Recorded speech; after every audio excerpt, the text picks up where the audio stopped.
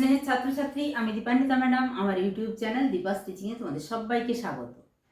তোমরা জানো class 12 semester 3 এর প্রাকৃতিক ভূগোলে আর একটি মাত্র চ্যাপ্টার বাকি আছে, সেটা হলো জীবমণ্ডল।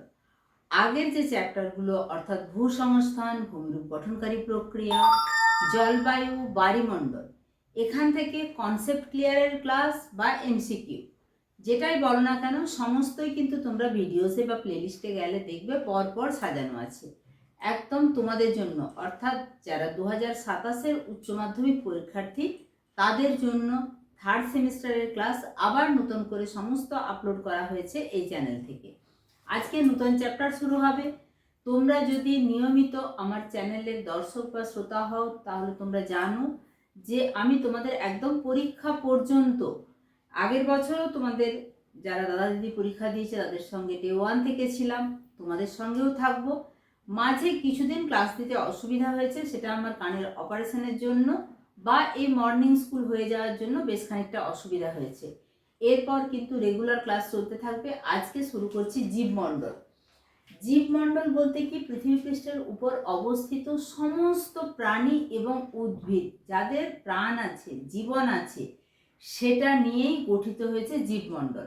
এটা বায়ুমণ্ডলে কতটা পর্যন্ত জীবের বিস্তার আছে, মাটির ভেতরে অর্থাৎ শিলামণ্ডলের মধ্যে কতটা তার বিস্তার আছে, এবং পৃথিবী পৃষ্ঠের উপরে অর্থাৎ আমরা যা মানুষ যেখানে বসবাস করি বা গাছপালা যে পৃথিবী পৃষ্ঠের উপর অবস্থান করছে সেখানে কত প্রজাতির উদ্ভিদ প্রাণী রয়েছে, সেই সমস্ত কিছু শুধু উদ্ভিদ প্রাণী নয়, আণুবীক্ষণিক জীবও তার অন্তর্গত। তোমাদেরকে কনসেপ্ট ক্লিয়ারের ক্লাস বলতে এখানে ডিটেলস পড়তে হবে, কিন্তু উত্তরটা করতে হবে এমসিকিউ প্যাটার্নে, ফলে কিন্তু আরও খুঁটিয়ে পড়তে হবে। এবং আমি অবশ্যই আলোচনা প্রসঙ্গে তোমাদেরকে জানিয়ে যাব যে কোন কোন জায়গাগুলো থেকে এমসিকিউ আসে। প্রথমত তোমরা জীবমণ্ডল এই কথাটির অর্থ কি বা ব্যুৎপত্তিগত অর্থ কি সেটা একটুখানি দেখে নাও। ল্যাটিন শব্দ বায়োস যার অর্থ জীবন, এবং স্ফিয়ার যে কথাটি স্ফেরা থেকে এসেছে যার অর্থ হচ্ছে ক্রিয়াশীল অঞ্চল বা মণ্ডল, অর্থাৎ জীবযুক্ত যে মণ্ডল বা অঞ্চল সেটাই হচ্ছে জীবমণ্ডল। এখানে এডওয়ার্ড সুয়েসের সংজ্ঞা আছে, ভ্লাদিমির ভার্নাডস্কির সংজ্ঞা আছে, টেলহার্ড ডি চার্দিন তার সংজ্ঞা আছে, এবং তারপরে ইউনাইটেড নেশনস এবং সায়েন্টিফিক অ্যান্ড কালচারাল অর্গানাইজেশন অর্থাৎ ইউনেস্কো কি সংজ্ঞা দিয়েছে, এবং সেগুলো থেকে মিলিয়ে সমন্বয়ী একটা সংজ্ঞা জীবমণ্ডলের করা হয়েছে, সেটা হচ্ছে বায়ুমণ্ডল। বায়ুমণ্ডল শিলামণ্ডলের যতটুকু স্থানের মধ্যে জীব জড়ের পারস্পরিক মিথস্ক্রিয়ার মাধ্যমে প্রাণের অস্তিত্ব রক্ষাকারী বাস্তুতান্ত্রিক পরিবেশ সৃষ্টি হয় তাকে বলে জীবমণ্ডল। এই জীবমণ্ডলের সংজ্ঞা তোমাদেরকে মুখস্থ করতে হবে না, কারণ সংজ্ঞা যেটা তোমরা 4th সেমিস্টারে করবে 2 নম্বরের প্রশ্ন বা 5 নম্বরের প্রশ্ন, সেরকম কিন্তু কোনো প্রশ্ন থাকছে না। এরপরে জানবো জীবমণ্ডলের প্রকৃতি। জীবমণ্ডলের প্রকৃতির মধ্যে রয়েছে জীবমণ্ডলের সীমা, লিমিটস অফ বায়োস্ফিয়ার। ঊর্ধ্বসীমা কতটা? ঊর্ধ্বসীমা ভূপৃষ্ঠ থেকে প্রায় 10 থেকে 15 কিমি বা মাইলে যদি বলি 6 থেকে 9 মাইল পর্যন্ত কিন্তু জীবমণ্ডলের বিস্তার। আর নিম্ন সীমা কতটা? ভূপৃষ্ঠ থেকে অর্থাৎ শিলামণ্ডল ও বায়ুমণ্ডলে 5 থেকে 6 কিমি এবং পৃথিবীর অভ্যন্তরে 3 থেকে 4 মাইল গভীরতা পর্যন্ত এই প্রাণের অস্তিত্ব রয়েছে বা জীবমণ্ডলের অন্তর্গত। সমুদ্রে, সমগ্র সমুদ্রে প্রায় 340 মিলিয়ন বর্গ কিলোমিটারে প্রাণের অস্তিত্ব আছে, সবগুলোই কিন্তু ডিপেন্ডেবল সোর্স। স্থলভাগ, স্থলভাগের প্রায় 140 মিলিয়ন বর্গ কিলোমিটার স্থান জুড়ে রয়েছে প্রাণের অস্তিত্ব। তাহলে তোমাদের জীবমণ্ডলের সীমা এটা কিন্তু এমসিকিউতে থাকতে পারে যে বায়ুমণ্ডলে কতটা তার বিস্তার। এখানে তোমরা বিস্তারটা জেনে গেলে তাই যাই অপশন থাকুক না কেন তোমরা কিন্তু উত্তরটা করতে পারবে। এবার উল্লম্ব ঊর্ধ্বসীমা ট্রপোস্ফিয়ারে ভূপৃষ্ঠ থেকে 12 কিলোমিটার ঊর্ধ্ব পর্যন্ত অংশে প্রাণের অস্তিত্ব দেখা গেছে। ট্রপোস্ফিয়ার এবং স্ট্র্যাটোস্ফিয়ার সেখানে সমুদ্রপৃষ্ঠ থেকে 50 কিলোমিটার পর্যন্ত অংশে প্রাণের সন্ধান পাওয়া গেছে, তাই এই পুরো উচ্চতাটাই কিন্তু জীবমণ্ডলের মধ্যে ধরা হয়।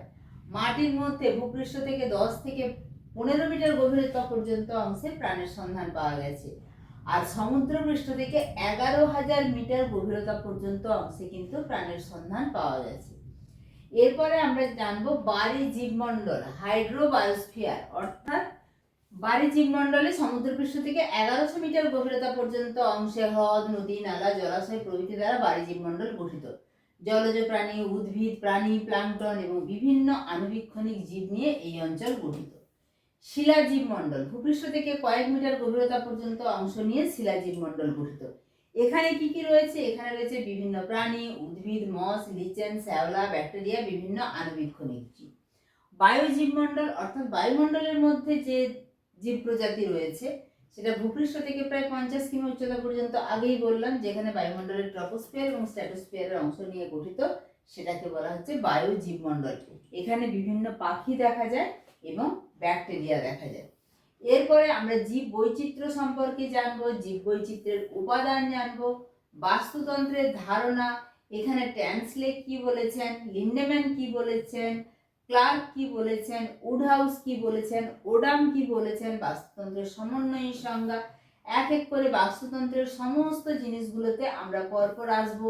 বাস্তুতন্ত্রের খাদক, বিয়োজক, এবং আমরা যে খাদকের কথা বলছি, প্রথম সারির খাদক, দ্বিতীয় সারির খাদক এবং তৃতীয় সারির খাদক, এছাড়া রয়েছে উৎপাদক, প্রত্যেকটা জিনিস আমরা ডিটেলসে আলোচনা করব।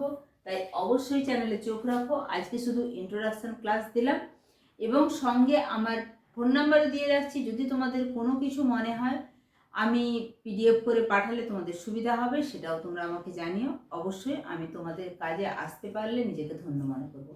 ঠিক আছে, সবাই সুস্থ থাকবে, ভালো থাকবে এবং অবশ্যই প্লেলিস্টে যাও, প্রত্যেকটা ক্লাস দেখতে পাবে। টাটা।